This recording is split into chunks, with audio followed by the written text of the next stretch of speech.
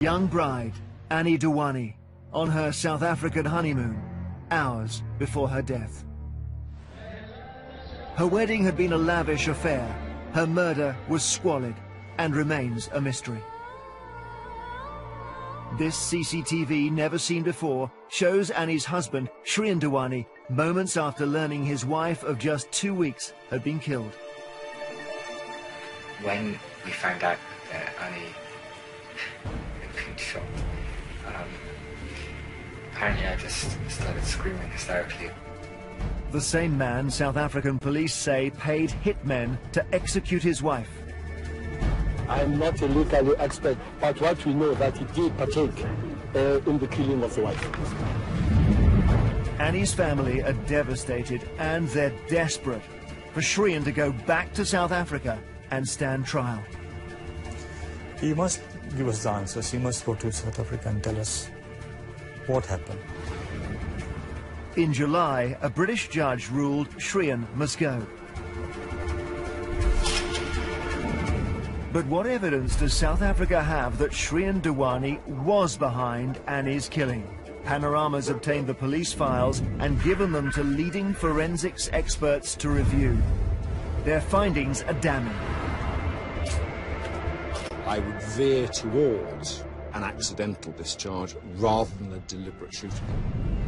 What the South Africans have not done is to carry out any experiments to support the conclusions that they came to. They've made some guesses. This is not an investigation that would meet the standards in this country. There is simply a cloud of suspicion hanging over him rather than any evidence that he was involved. It raises serious doubts about the integrity of the South African criminal justice system, doubts shared by some insiders. It's like, we've got to nail somebody, so let's just go for it. So is Shrien Dewani a cold-blooded killer, or, as he claims, an innocent man? I just got married to the girl of my dreams. Why would I want to kill her?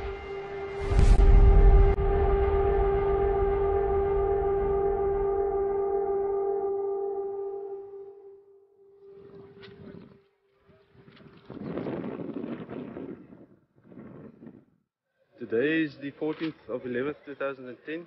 We are here in Singolonati Street, where a murder victim was found in a car, abandoned. Anni Dewani had been shot through the neck, left to bleed to death in the back of a hijacked taxi. It was hours before she was found.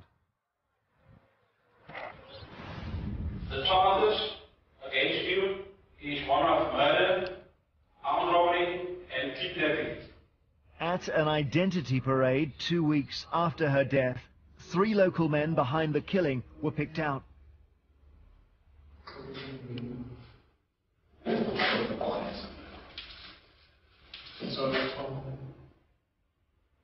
All 3 have since been convicted, but the South Africans believe one man is missing from this lineup: Anni's husband, Shrien Dewani.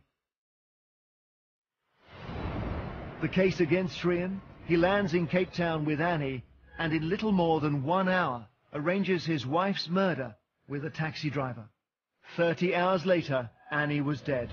Dewani's wanted in South Africa for the alleged murder. The idea that Shrien organized the killing has generated huge interest all over the world.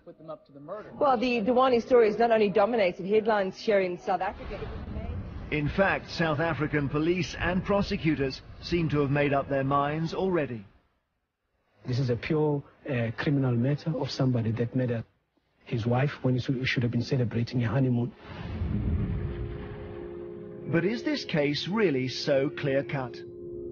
Welcome to Cape Grace Hotel, and please ensure you stay with us. Thanks a lot. You're welcome.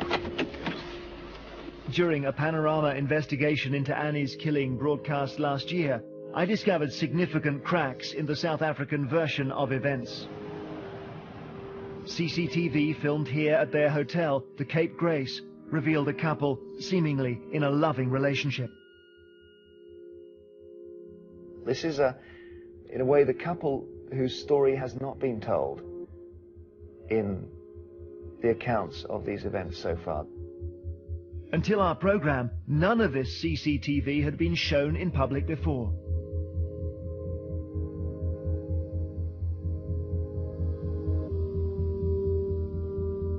Since Panorama revealed these pictures, we've gained access to hours more unseen CCTV from the honeymooners' hotel. As we'll see later, it gives further insight into key moments of the case.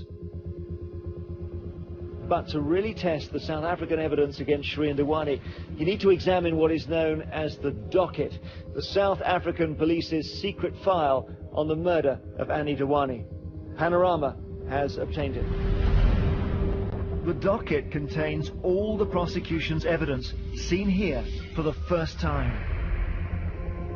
Video confessions from the gunman. Did you establish if she was alive or not?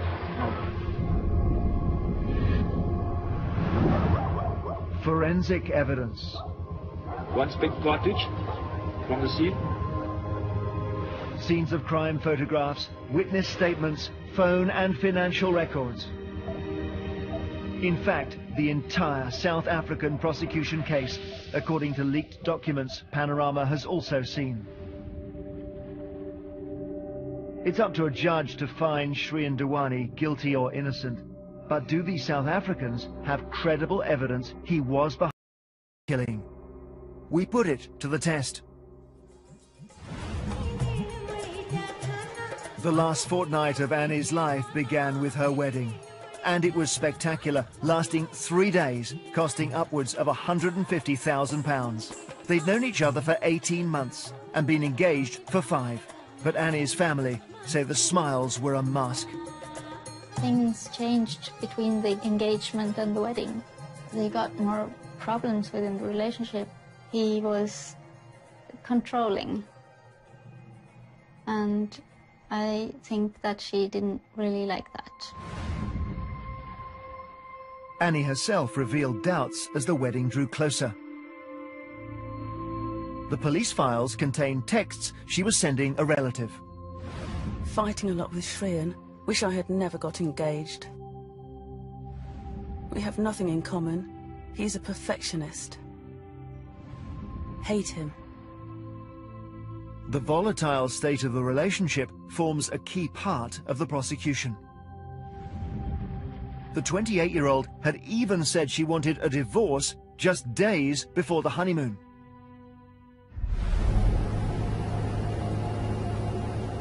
But the couple flew to South Africa as planned, spending 4 days at the luxury Chitwa Chitwa Safari Lodge.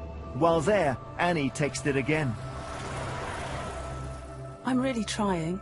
He's a nice guy in all the ways, but I don't feel happy at all. Then, just a day later... It's going better than before. Hard to explain, but I'll call you as soon as I return. Hate the word divorce. Which sounds like a dramatic easing of the tension between them on the eve of the next stage of their honeymoon.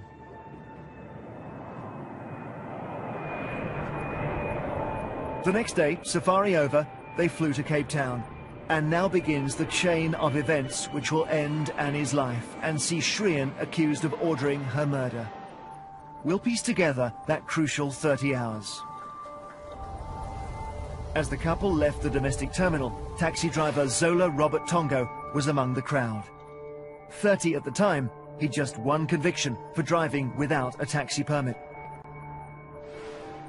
We've used an actor to read extracts from Tongo's full police statement. It's never been heard in public before. At the time I was chatting to another shuttle operator. Dewani approached us to ask us where he could find a taxi. Tongo is the South African's star witness. Having struck a plea bargain for a reduced sentence, he will testify that Shrien Dewani hired him to arrange Anni's execution. Tongo's taxi was cheap, and he was eager to be of service. Shrien Dewani was impressed. He spoke good English. He seems trustworthy. The car seems secure.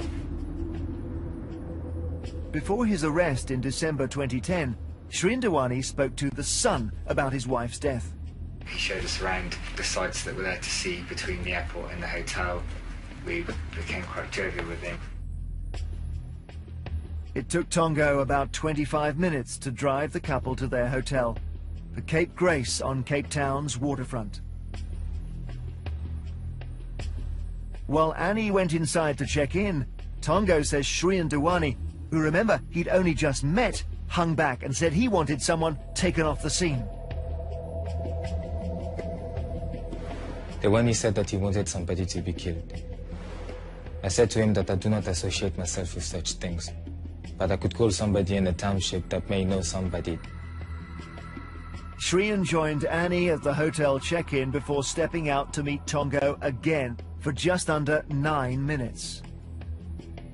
Shrien Dewani maintains he and Tongo simply discussed the couple's tour plans. Dewani said that he was willing to pay an amount of 15,000 rand and could pay them in dollars. He said that the person that had to be killed was a woman and that she was arriving later that evening. If Anni was the target, why didn't Shrien simply identify her immediately, especially if he wanted her dead the next night? What it suggests is that he arrived in a foreign country with no pre-planning, no understanding of how he might go about this, and yet he simply asks a taxi driver that he has never met before and encounters randomly to engage in a conspiracy to kill his wife. Professor Fraser has reviewed the South African police files for us over 3 months. One of the country's top forensic scientists, he's routinely called in by the Home Office to advise on high-profile murder investigations like the Damilola Taylor case. This is not an investigation that would meet the standards in this country. This is not what would be considered to be good practice. There are many things that fall a long way short of effective investigation. After leaving the couple at the hotel, the taxi driver, Tongo, headed to the Protea Coliseum Hotel, a 20-minute drive from the Cape Grace. On the way, Tongo rang the Coliseum. From the South African police files, we have the CCTV, which show receptionist Monde Mblombo answering the phone. Mblombo is the middleman, the link between Tongo and the men who shot Anni. Without him, Anni's killing could never have happened, and yet Mblombo has been given complete immunity from prosecution if he tells the truth about his role. But as we'll discover, he is a liar. While Tongo was on his way to meet the middleman, we now know from unseen Cape Grace CCTV obtained by Panorama that Shrien left Anni in their room and walked out of the hotel.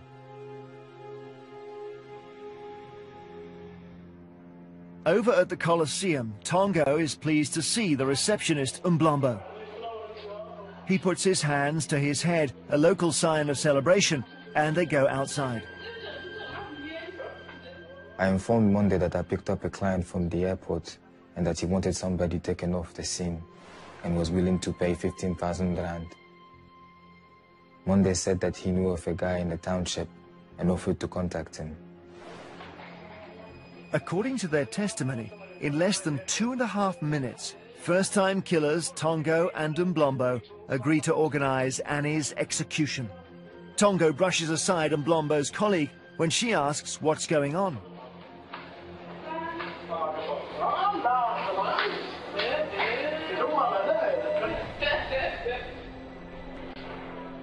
Is this really the start of a plot as they claim to have Anni killed? They're clearly up to something, but is it murder? In the back office, Mblombo gets a number up on his phone so he can call an old friend, Umziwamadoda Kwabe, an unemployed 25-year-old from Cape Town's townships. Again, an actor reads his words.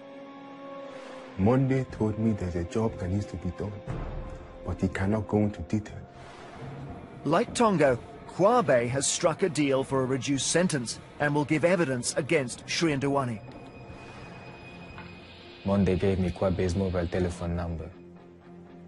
Monday stated that he wanted 5,000 rand for organizing Kwabe. Monde, the receptionist, denies wanting payment. There is a difference in getting money when somebody has been killed. I would call that blood money. So I was not expecting anything from that. But after Tongo leaves, Mblombo seems more than happy about what's gone on. Does this look like a man who's just arranged a murder? The middleman, who has no previous convictions, will also testify against Shrien Dewani in any trial. He still enjoys immunity from prosecution and remains a free man. The prosecution have got to be very, very careful with what witnesses they use, because you are actually dealing with people who are criminals, and they are going to be there to try and save their own bacon.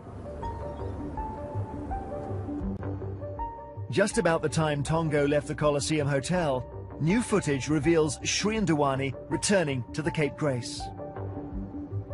He'd been to a bureau de change, changing £800 into South African rand, and he'd been shopping for a red rose for his bride.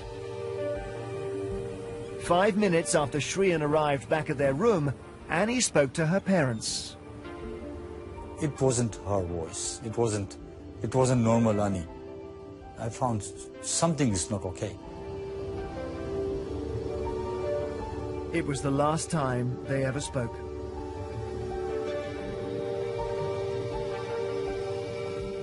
Across town, taxi driver Zola Tongo, now back home, called the hijacker Kwabe. Tongo told me a person wanted somebody to be killed and asked if I can do the job. When I received the call, I was with my friend called Kolile Mungeni. Kolile Mungeni, the second gunman. Now disabled by a brain tumor, he's the only one of those accused of killing Annie who's never implicated Shrien Dewani and has rejected a plea bargain. At his trial last year, Mungeni was found guilty of being Annie's murderer. The evidence of Kwabe, the other gunman, was key. Mungeni and I discussed the matter in more detail. He suggested we agree to do the job for 15,000 rand. The prosecution's case is that in just 2 calls, one lasting 79 seconds and one lasting 41, the taxi driver Tongo had hired Annie's killers.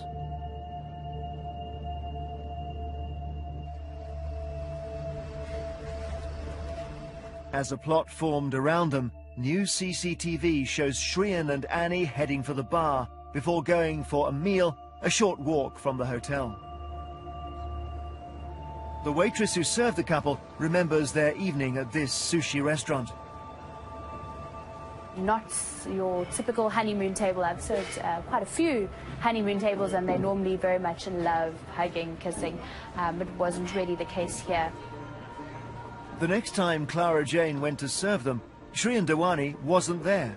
She says Annie told her he'd gone to make a business call. A lot of people commented about this man who was gone, leaving this lady on their honeymoon. But new CCTV shows Shrien Dewani had left his phone at the hotel and went back to get it. As he arrived at his room, we now know from phone records he discovered a text message from Tongo. Shrien then called the taxi driver. They spoke for 5 minutes and 26 seconds. There's really no evidence that directly implicates Dewani in this crime.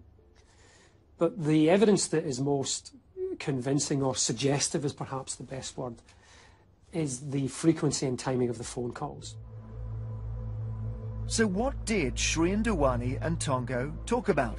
The couple's tour itinerary or Annie's murder? I informed Dewani that I had spoken to a friend and he had identified somebody that could do the job, and that the man was willing to do it for 15,000.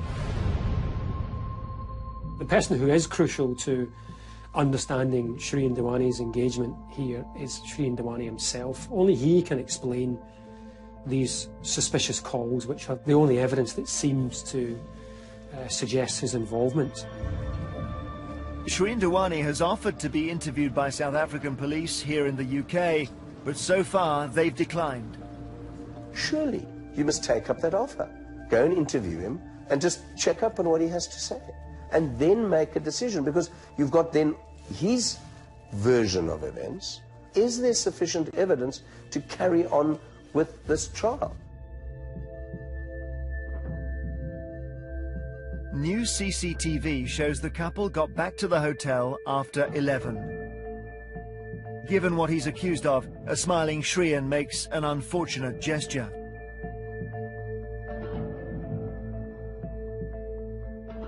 Anni doesn't seem to react.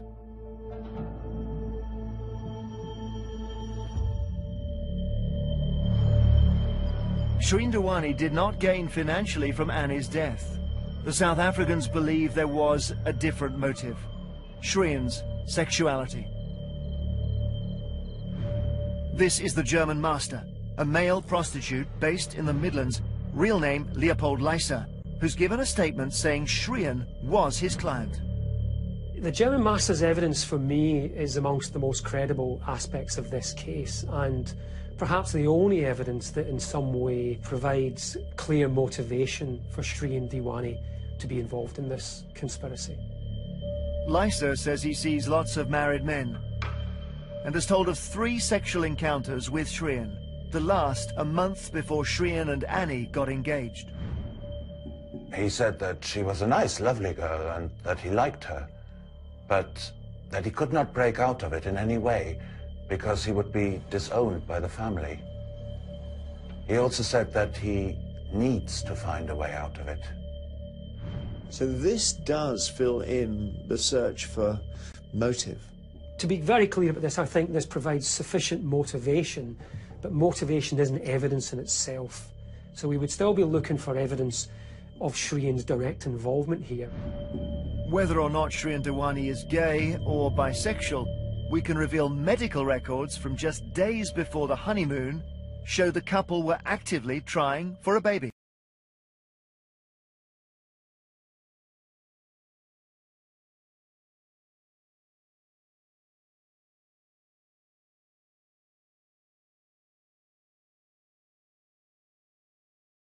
The day Anni died, they both appeared carefree as they headed down for a late breakfast. Tongo says he heard from Shreen. Dewani called me at about 11:30 a.m. He asked me to pick him up at the hotel. But phone records in the police docket show there was no call. We know that this is simply not true. So it worries you that something, even one thing that Tongo says, is untrue. That starts to worry you. A single thing that was inconsequential, even a number of things that were inconsequential, wouldn't worry me. But there are really quite a few things here which are plainly untrue.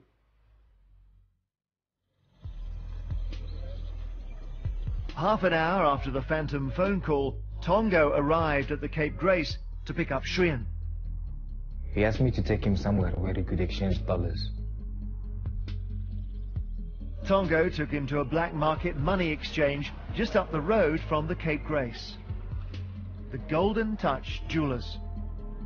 The owner has told South African police Shreen Dewani exchanged $1,500 for 10,200 rand. If Shreen Dewani did exchange US dollars at the Golden Touch Jewelers, and if we add that to the pounds sterling he'd already cashed up on honeymoon, he would have had 21,500 rand, more than enough to pay for the killing. And yet the money trail could be a massive problem for South African prosecutors. There's enormous questions around the money. It's one of the holes in the case in terms of a credible conspiracy. After Shreen picked up the 10,000 rand, about £900, there's no proof it was ever handed over to the gunman. The money just seems to vanish. It no longer seems to feature either in the physical carrying out of the crime or the post-crime benefits. We know from the data roaming records of Shreen Dewani's mobile phone that Tongo headed straight back to the Cape Grace Hotel. During the 10-minute journey, Tongo claims Shreen told him how he wanted the hijack carried out. Both he and I should be thrown out of the vehicle, after which the guy must kidnap and rob the client before she was murdered. This is one of the very difficult and almost unfathomable parts of the case, is that there wasn't sufficient time between these two men to really plan anything tight, and so much was left apparently to chance. Dewani offered to pay me 5,000 rand after the job, and he confirmed that he would pay the guy doing the job 15,000 in cash. Tongo's former boss told us the taxi driver's monthly wages were 2 to 3 times the 5,000 rand, or £450, Shrien Dewani was apparently offering him. We agreed that I would pick him and the lady up from the Cape Grace Hotel at 7:30 that evening. After Tongo dropped Shrien off at the Cape Grace Hotel, he picked up the middleman, Mblombo, and gave him a lift to work at the Colosseum's reception. I asked Tongo why he needed a hitman, and he said that there was a guy that wanted to have his wife murdered. Is this really the first time Mblombo has asked why Tongo needs a hitman? Tongo's phone rings, and he said to me, this is the guy on the phone. And all I could hear was Tongo say, yeah, I'm on my way, I'm on my way.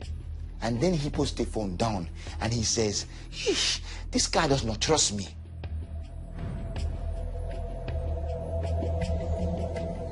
Yet the phone records in the police files reveal Shrien Dewani made no such call to Tongo.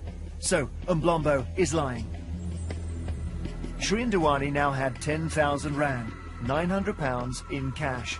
So why might he have needed so much if it wasn't to pay Annie's killers?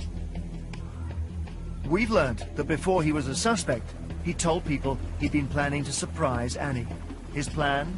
A romantic helicopter trip the next day. There is this suggestion that it was for a helicopter trip, and it may well be it was for a helicopter trip, but of course the police have not followed that process through. CCTV from the police file revealed that as Tongo drops Mblombo off at work, the 10,000 rand cost of a helicopter flight is all the staff are talking about.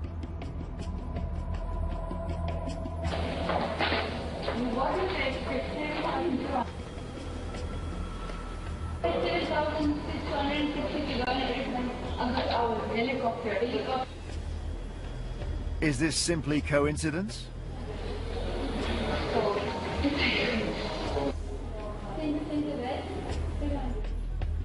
As Tongo and Mblombo walk in, it becomes clear Mblombo is central to what's being discussed.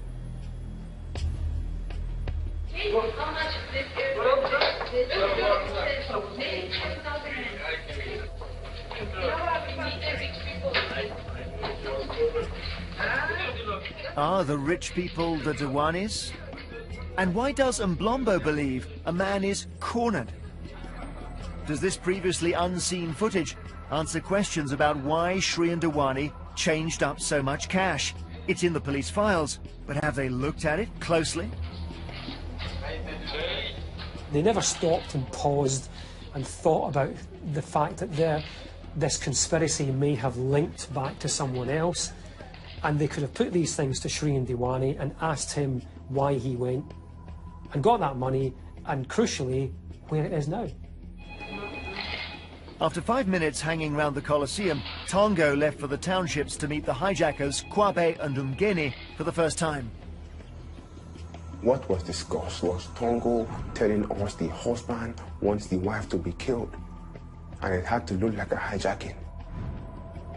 The plan was for Kwabe and Umgeni to hijack the taxi in a township that night. Yet there's no evidence Tongo told Shrien Dewani. We know from phone records in the prosecution file that not once after the gunmen met Zola Tongo did the taxi driver ever call Shrien and tell him the plan to kill Annie was in place for that night. Now, is it really credible that Shrien, a man described by Annie, her family and his own family as a control freak and perfectionist, would have left so much to chance? The night of Annie's death. Shortly after 6, the newlyweds emerge from their room and head for the hotel bar. The couple pose for pictures and kiss each other repeatedly.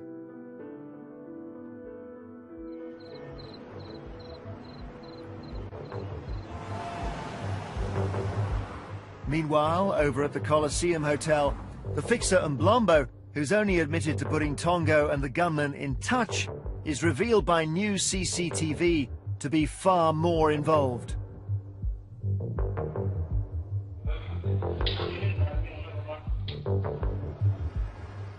Phone records show he's talking to Tongo. We've enhanced the sound for translators. What emerges raises serious questions about the decision to grant him immunity.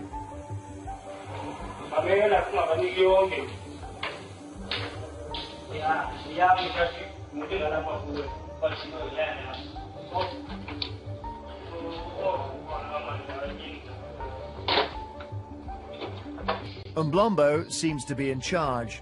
So why is he still a free man? At the Cape Grace, 7:30 came and went with no sign of Tongo. Shrien Dewani called him. The driver was delayed, so when he said he was late, we just had another drink and just and carried on chatting. But Tongo and his legal team give a very different account. Dewani called me in an agitated state to find out where I was. Dewani demanded to know what the holdup was and insisted that the act be perpetrated, and perpetrated that very day.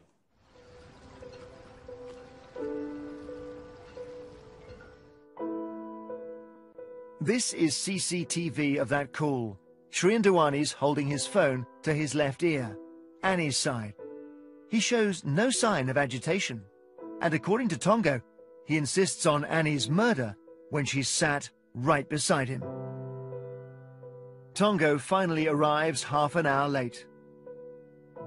If Shrien Dewani is expecting Annie to be killed, he shows no sign of it.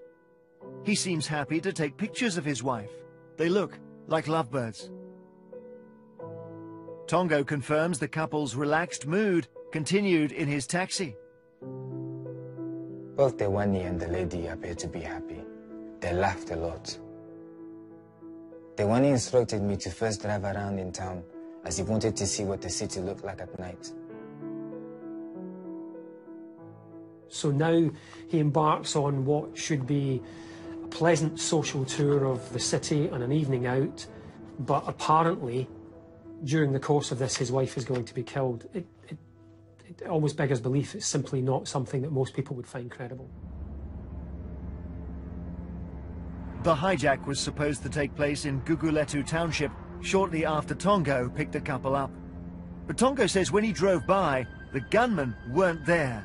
Hijacker Kwabe claims they'd agreed to call it off.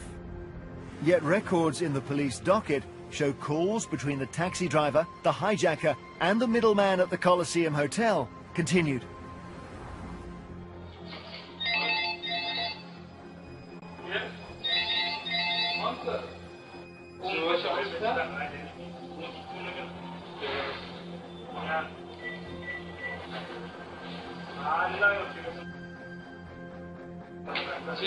Like that.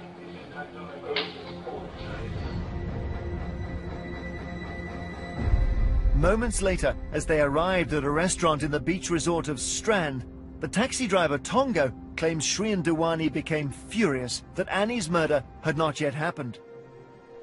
I walked with them to the restaurant. At the entrance, the lady went in, and Dewani turned around and spoke to me. He appeared stressed and threatened me. He said that if the job was not done that evening, he was going to kill me. Yet this CCTV covers the restaurant entrance. It shows the three of them walking towards the restaurant together. But it's not Annie who heads in first, as Tongo claims. It's Shrien. A waiter has confirmed this to Panorama. And there is no row.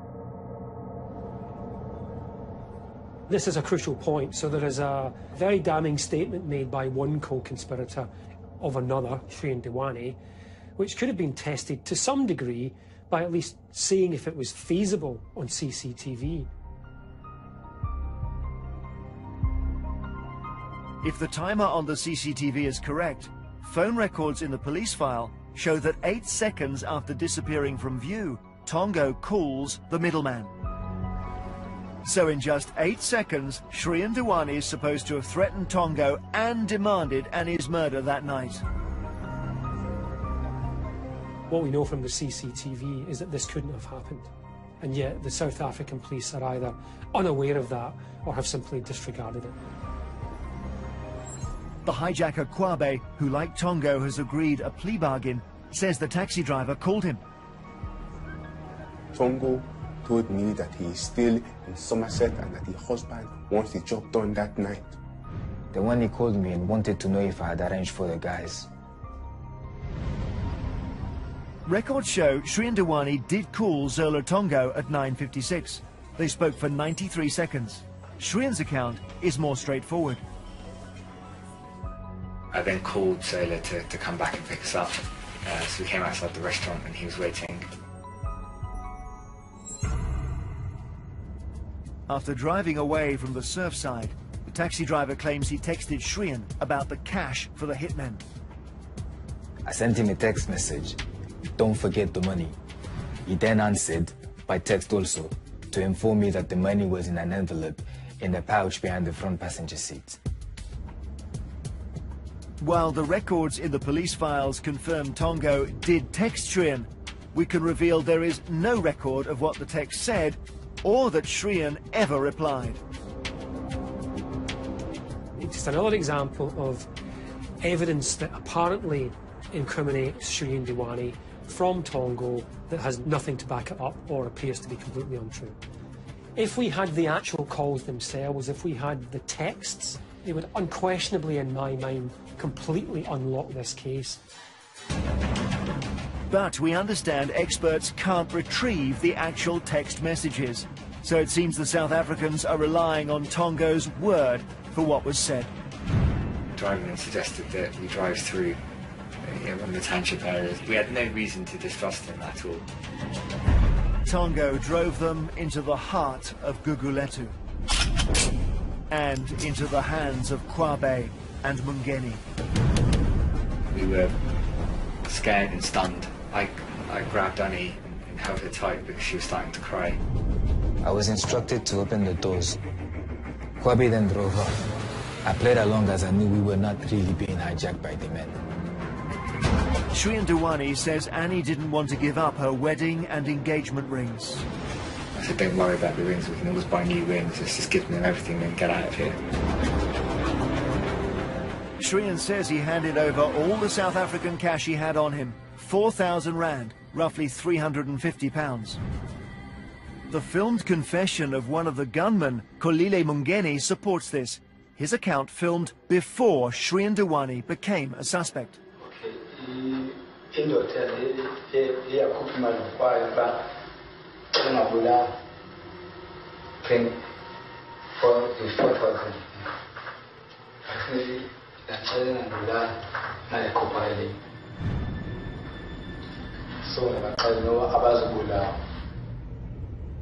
Not long after the taxi was hijacked, Zola Tongo got out here.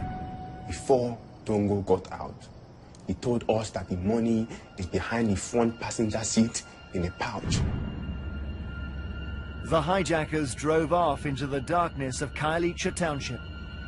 I heard them pleading with us not to harm them.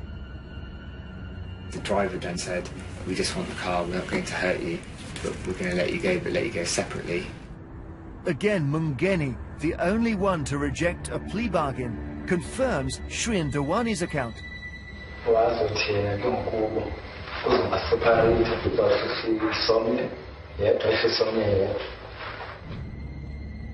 Shrien and Mungeni had no contact before or after, yet their accounts tally.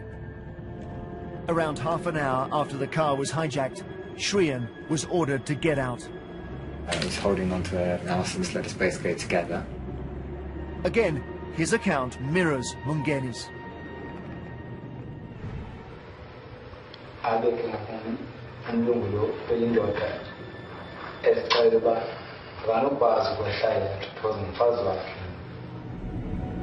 Why ask the gunman to let them go together if he wanted Annie dead?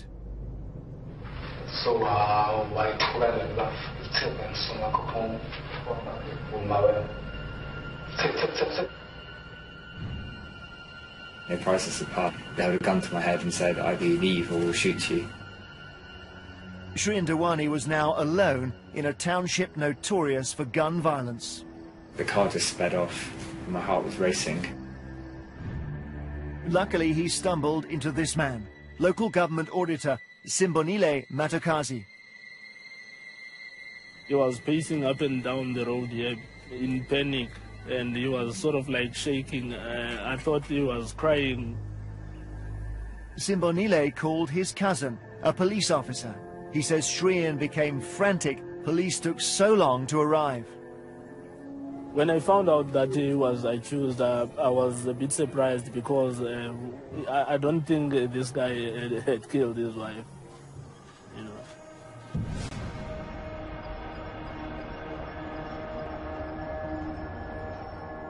After a fruitless search for Annie, police took Shrien Dewani back to the Cape Grace Hotel. He looks like a distraught man on previously unseen CCTV, shuttling back and forth from the couple's room to police who gathered in the hotel's internet room. The taxi driver Tongo was also at the hotel. I heard the policeman referring to the lady as Dewani's wife. That was the first time that I realized that the lady that Dewani wanted us to murder was his wife. So he'd no idea Annie was Shrien's wife, even though he'd picked them up from the airport and driven them around for hours?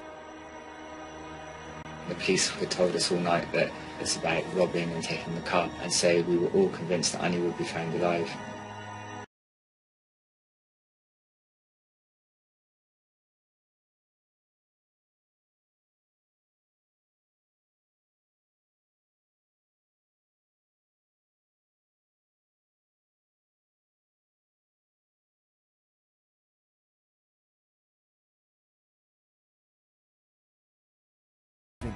That Mungeni shot Annie. His recollection seems at odds with this being a planned murder.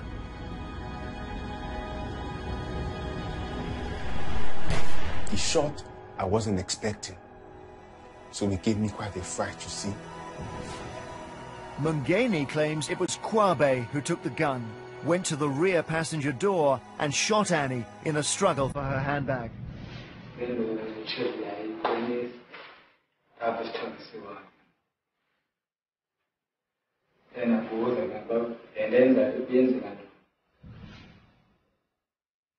The gunman dumped the car here in Khayelitsha Township, leaving Annie lying across the back seats. They stole her handbag, the couple's mobile phones, designer watches and jewellery. Police valued the haul at £8,000, 6 times the price of the alleged hit. 2 of Annie's rings were recovered, one beneath her body, and her £25,000 engagement ring hidden in the rear seat. If this was murder made to look like robbery, why not take the rings? If it was simply an execution, wouldn't the hitman have stayed to check Annie was dead? Did you establish if she was alive or not? No. Is there something else you want to show me?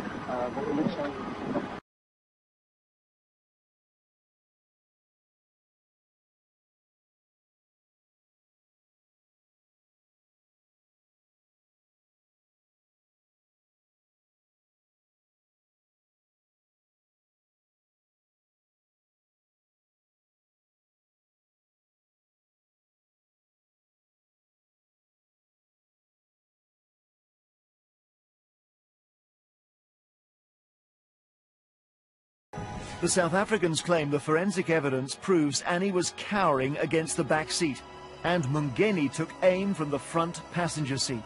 So they claim he deliberately shot her, with the gun barrel 5 to 10 centimeters from her body, which means her death was not an accident.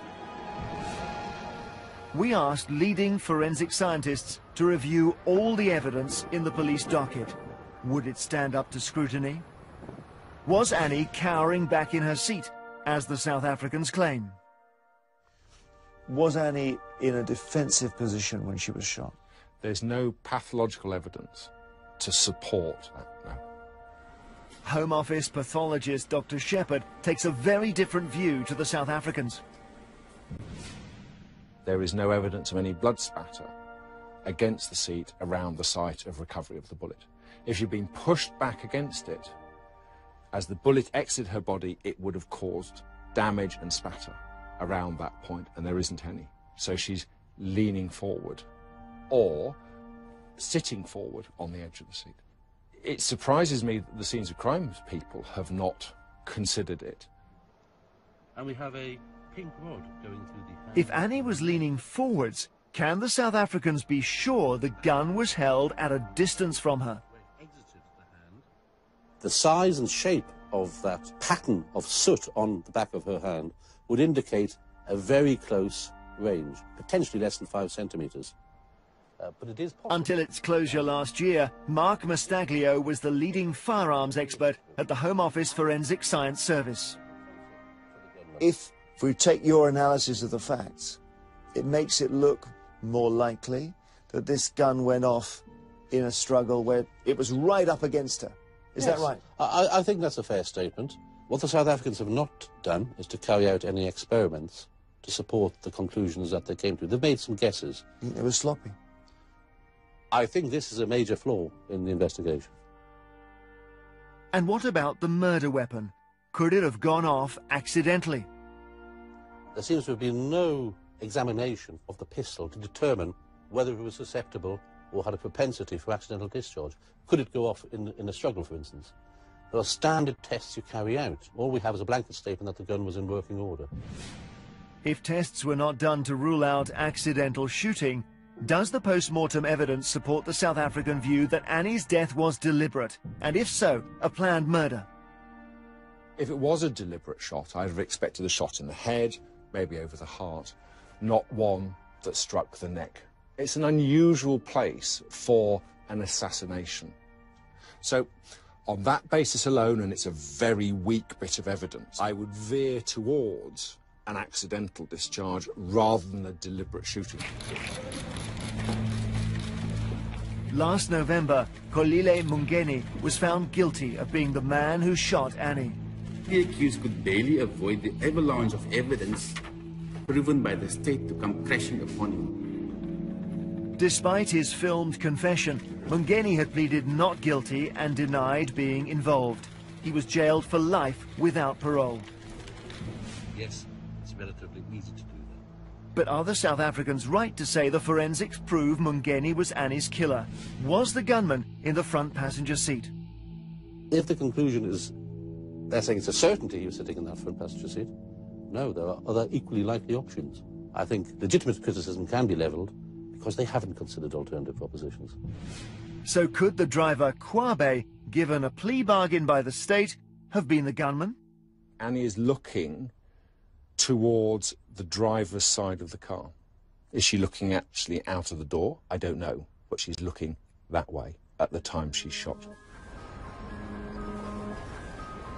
Did the South Africans miss opportunities to put the identity of Annie's killer beyond doubt? It seems they failed to collect properly or even to analyze all the forensic samples taken from the taxi for traces of gunshot residue. Who had the gun, who fired the gun, were they in the front seat, were they sitting in the back of the vehicle? We don't know on the evidence that we've seen. We might do the door frame.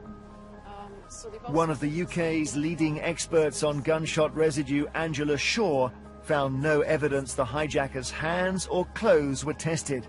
But it's the lack of sampling in the taxi that concerns her most. The samples that they did analyse were taken from the rear seat and from the inside of the door panels. This really does not provide enough information to establish where the firer might have been sitting in the car. So you're saying that when a gun is fired, clues go everywhere, and a lot of them weren't even looked at?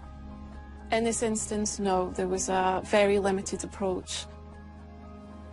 So you've got, on the face of it, a modern technological organisation, but in fact it's a policing system that is content to use confessions and individual witness evidence against others.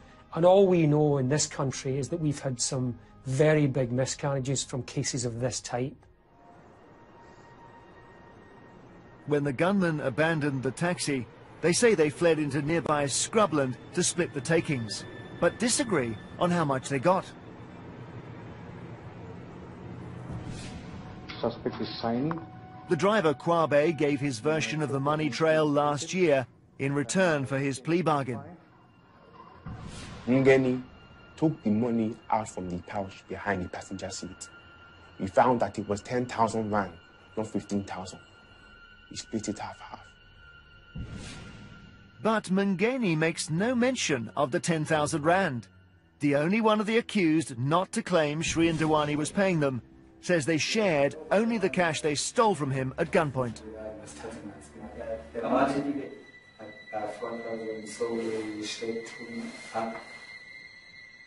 And there's evidence to support that, as Mngeni spent just under 2,000 rand on trainers and clothes the day after Annie's killing. So what happened to the missing 10,000? It's not at all clear if this money was in the vehicle, despite lots of talk about it being in the cubbyhole. The money just simply has never been seen anywhere along the line.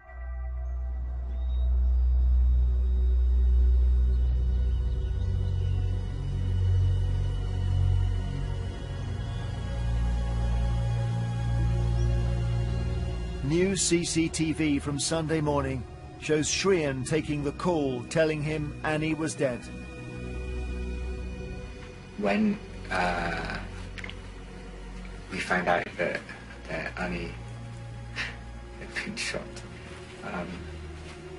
apparently I just started screaming hysterically and dropped the phone. Police, a doctor and family friends were with Shrien in the moments after he learned his wife was gone. I was just so hysterical when they told me that I just couldn't think straight. So the hotel doctor gave me some medication. The police wouldn't let me see her.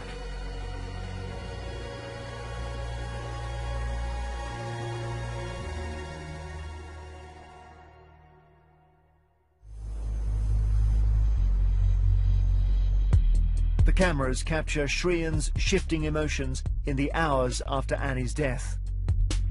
Some 10 hours afterwards, smiling on the phone to a friend. Next day, his distress visible as he leaves for the mortuary to identify Annie's body.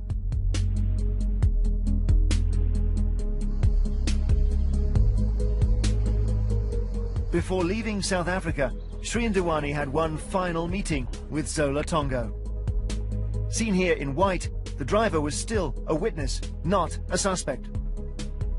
I met up with Dewani, where I received 1,000 rand as payment for my role in orchestrating the murder.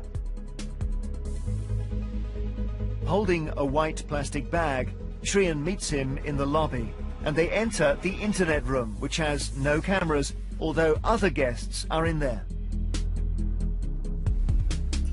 After just over a minute, Shrien leaves, minus the bag. Tongo, 10 seconds later, with the bag under his shirt. He heads straight to the gents. The bag contained an envelope which contained 1,000 rand.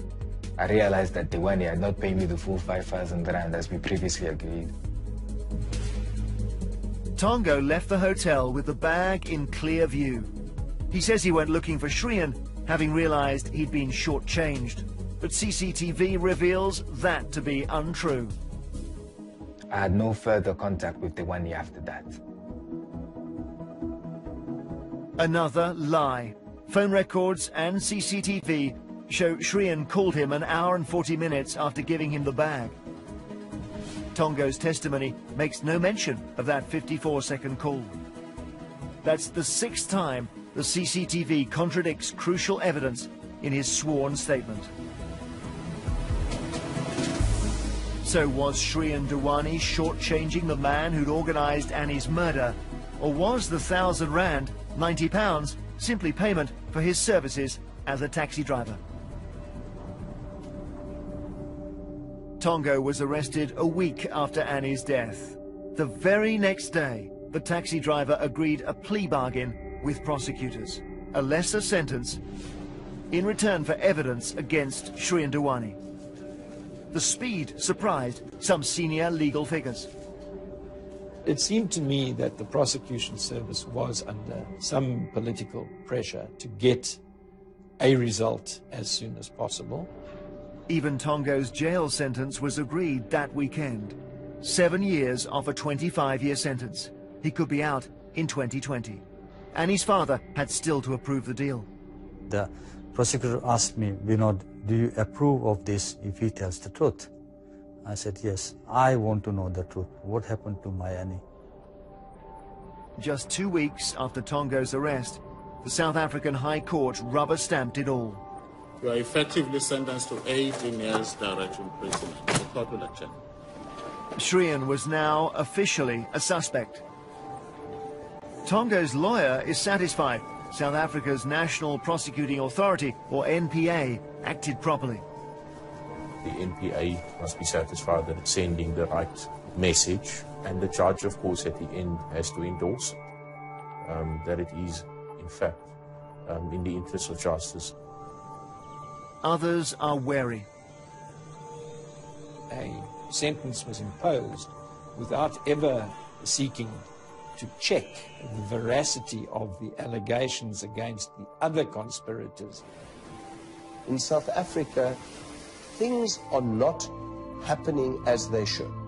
I don't believe the prosecuting authorities are checking up on their evidence beforehand. It's like, we've got to nail somebody, so let's just go for it. But why apparently so little interest in establishing whether the taxi driver and the hotel receptionist were telling the truth? Could fears for South African tourism have played a part? It is certainly a far preferable outcome to have a finding that this was a murder that was arranged between Tsonga and a foreign visitor, rather than evidence of rampant criminality in Cape Town. We put all our findings to the South African authorities. They say it would be improper to engage with Panorama on the merits of the case, as trial by media would violate Shrien Dewani's right to a fair trial. I want to assure all our people in South Africa and around the world that our justice system is fair and Mr. Dewani will get a fair trial. Shrien Dewani remains sectioned under the Mental Health Act, as he has been since 5 months after Annie's death.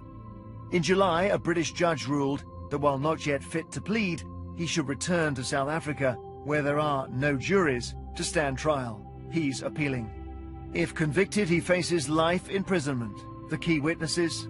3 men, all involved in Annie's killing, who've all done deals with the state. If you were him, would you go anywhere near South Africa? I wouldn't, not given the quality of investigation that I've seen by the South African police. Annie's family have publicly condemned this program as trial by TV. They want Shrien Dewani tried in the South African courts. He must give us the answers. He must go to South Africa and tell us what happened and why. Every single day is a nightmare for us. It's a big torture. The CCTV shows Shrien Dewani leaving the room he shared with Annie for the last time. Within weeks, he would be a public hate figure, identified as the man who'd ordered his wife's murder on their honeymoon. Clearly, there are questions for Shrien Dewani to answer. But can justice be done, or has it already been undone by incompetence, flawed evidence, and lies?